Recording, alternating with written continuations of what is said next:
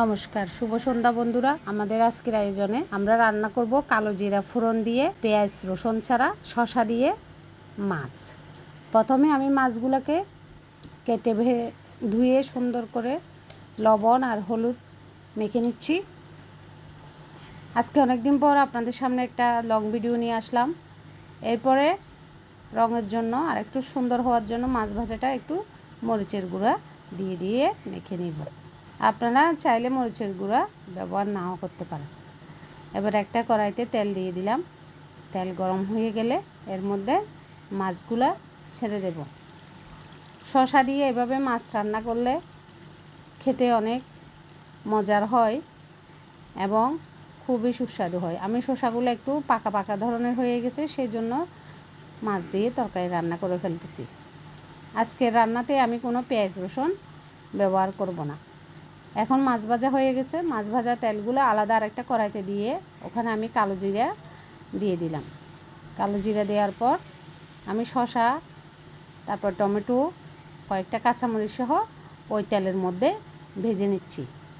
একটু ভাজা ভাজা হয়ে গেলে এর মধ্যে দিয়ে দিলাম হলুদ গুঁড়া, ধনিয়া গুঁড়া, মরিচ গুঁড়া, জিরা বাটা এবং আদা বাটা।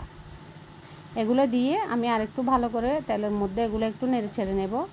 একটু ভাজা ভাজা হয়ে গেলে এর মধ্যে আমি সামান্য পরিমাণ লবণ দিব, পরিমাণ মতো।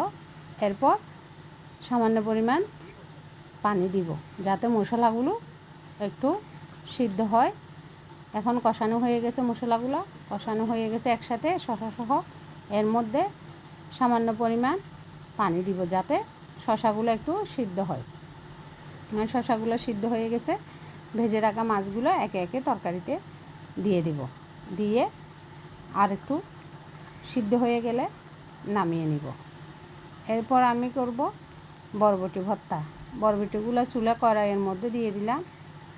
কড়াইতে দিয়ে এর মধ্যে রসুন, মরিচ ও পেঁয়াজ দিয়ে ভালোভাবে ভেজে নিব। আমি একটু পানিও ব্যবহার করিনি এখানে, শুধু তেলের মধ্যে ভেজে নিলাম। সামান্য পরিমাণ তেল দিয়ে এর মধ্যেই বরবটিগুলো কত সুন্দর সিদ্ধ হয়ে গেছে।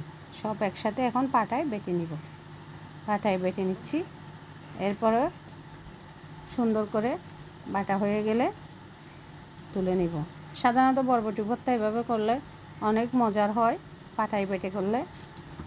দেখুন বরবটি ভর্তা। এর মধ্যে আমার আগে রান্না করা ডাল ছিল, মুসুরি ডাল ঘন। এর মধ্যে এখন দিয়ে দিব রান্না করা শসার তরকারি।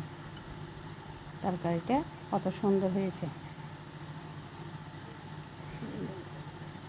সবাইকে ধন্যবাদ আমার ভিডিওটা দেখার জন্য। কালো জিরা দিয়ে এভাবে রান্না করলে অনেক সুস্বাদু হয়। ধন্যবাদ।